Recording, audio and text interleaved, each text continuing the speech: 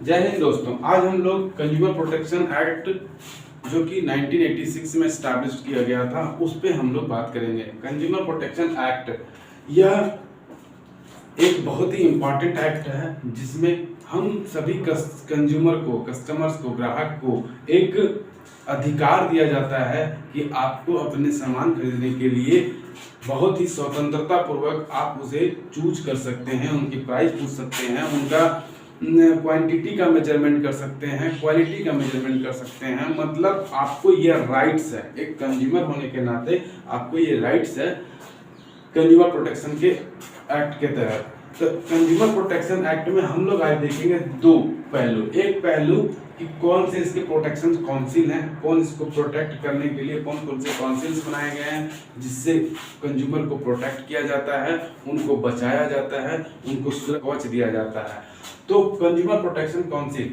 और दूसरा है redressal agency, dispute redressal agency. Dispute redressal agency वैसी एजेंसी है जहां पे कंज्यूमर को दिक्कत आती है, कंज्यूमर के साथ फ्रॉड होता है, कंज्यूमर के साथ किसी तरह ठगी वगैरह होता है, तो उस एजेंसी के द्वारा उस डिस्प्यूट को रिजॉल्व किया जाता है, उस डिस्प्यूट को बहुत जल्द ही सॉर्ट आउट किया जाता है, खत्म किया जाता है। मतलब दोनों के बीच एक तालमेल बना दिया जाता है कि कैसे उनको मुआवजा दिला दिया जाता है, या फिर जो बेचने वाले हैं, जो सेलर हैं, उन सभी को पनिश किया जाता है, दंड दिया जाता है।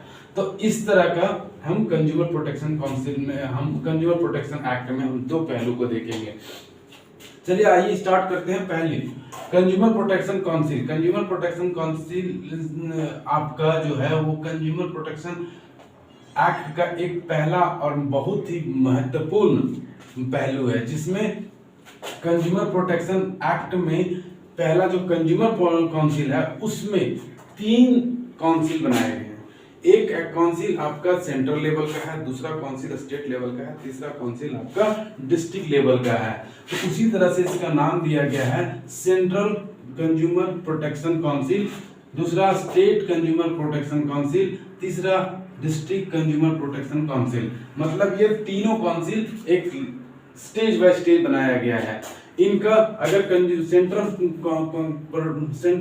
कंज्यूमर प्रोटेक्शन काउंसिल बनाया गया तो सेक्शन 4 से 6 को डील में किया, 4 से 6 तक में डील किया गया है। स्टेट वाला आपका 7 में किया गया और डिस्ट्रिक्ट वाला 8A में किया गया। डिस्ट्रिक्ट वाला पहले नहीं था, डिस्ट्रिक्ट वाला पहले तो सिर्फ सेंट्रल और स्टेट था। अब 2002 में जब अमेंडमेंट किया गया कंज्यूमर प्रोटेक्शन काउंसिल को, तो उसमें 2002 में आपका डिस्ट्रिक्ट कंज्यूमर प्रोटेक्शन काउंसिल को इंट्रोड्यूस किया गया और वहां से प्रत्येक डिस्ट्रिक्ट में एक कंज्यूमर प्रोटेक्शन काउंसिल बनाने का अधिकार दिया गया, या सरकार को बाध्य किया गया कि आप कंज्यूमर प्रोटेक्शन काउंसिल भी बनाएंगे जो कि हर एक डिस्ट्रिक्ट में होगा। कंज्यूमर प्रोटेक्शन काउंसिल जो है वो आपका उस सेंट्रल कंज्यूमर प्रोटेक्शन काउंसिल को छोटा नाम भी कह सकते हैं, central council, state council, district council. Central council में क्या रखेंगे? सेंट्रल काउंसिल में इसमें एक चेयरमैन होता है और उसमें कुछ मेंबर्स होते हैं जो ऑफिशियल और नॉन ऑफिशियल होते हैं।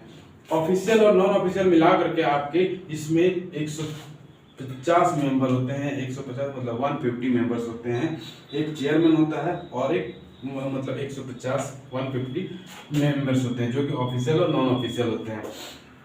चेयरमैन कौन होता है? तो चेयरमैन जो consumer affair, central consumer affair का जो मिनिस्टर इंचार्ज होते हैं वही इनके चेयरमैन होते हैं। उसी तरह इसमें आपको साल में कम से कम एक मीटिंग होना बहुत जरूरी है। हर एक साल में एक मीटिंग जरूर होना चाहिए, मतलब होता है सेंट्रल काउंसिल में। मीटिंग का टाइम और प्लेस जो कि चेयरमैन डिसाइड करते हैं। उसी तरह स्टेट काउंसिल में भी चेयरमैन जो होते हैं वो स्टेट के जो कंज्यूमर अफेयर के जो मिनिस्टर इंचार्ज होते हैं वही इसके चेयरमैन होते हैं, और इसमें 10 अदर मेंबर्स होते हैं। 2 मीटिंग मतलब 2 मीटिंग इसमें होना आवश्यक है हर एक साल। प्रत्येक साल इसमें 2 मीटिंग एकदम नेसेसरी है। एटलीस्ट 2 होना चाहिए, 2 से ज्यादा कर सकते हैं लेकिन इसमें एटलीस्ट 1 होना चाहिए। उससे ऐसा नहीं कि आप उस साल आप मीटिंग नहीं कर किए हैं। मीटिंग आपको कम से कम साल में एक बार जरूर करना है। इसमें कम से कम 2 बार करना है, 3 बार, 4 बार, 5 बार भी कर सकते हैं अकॉर्डिंग टू योर टाइम, जैसा आपके पास टाइम है, जैसे पास स्टेट के पास टाइम होता है उसके अनुसार से मीटिंग किया जाता है, लेकिन 2 से कम नहीं। डिस्ट्रिक्ट काउंसिल में कहता है कि चेयरमैन जो होते हैं वो कलेक्टर होते हैं, जो कलेक्टर जो डिस्ट्रिक्ट के कलेक्टर होते हैं वही इसके चेयरमैन होते हैं, और जो इसके मेंबर होते हैं वो स्टेट के अकॉर्डिंग इनके मेंबर होते हैं, जो स्टेट में जो स्टेट गवर्नमेंट जो डिसाइड करती है उसी के अनुसार इनका मेंबर डिसाइड होता है। इसमें कम से कम 2 मीटिंग होना चाहिए, साल में 2 मीटिंग होना ही होना है, उससे कम नहीं एक्सेप्टेबल होगा, उससे ज्यादा मीटिंग हो सकता है 4, 5, 6 कलेक्टर जैसा जितना चाहे उतना कर सकते हैं, और जो मीटिंग होगा उसका टाइम और प्लेस कलेक्टर ही मतलब चेयरमैन ही डिसाइड करेंगे। यहाँ पे स्टेट के कंज्यूमर अफेयर्स मिनिस्टर है वो डिसाइड करेंगे, यहाँ पे सेंट्रल के जो कंज्यूमर अफेयर मिनिस्टर है वो डिसाइड करेंगे।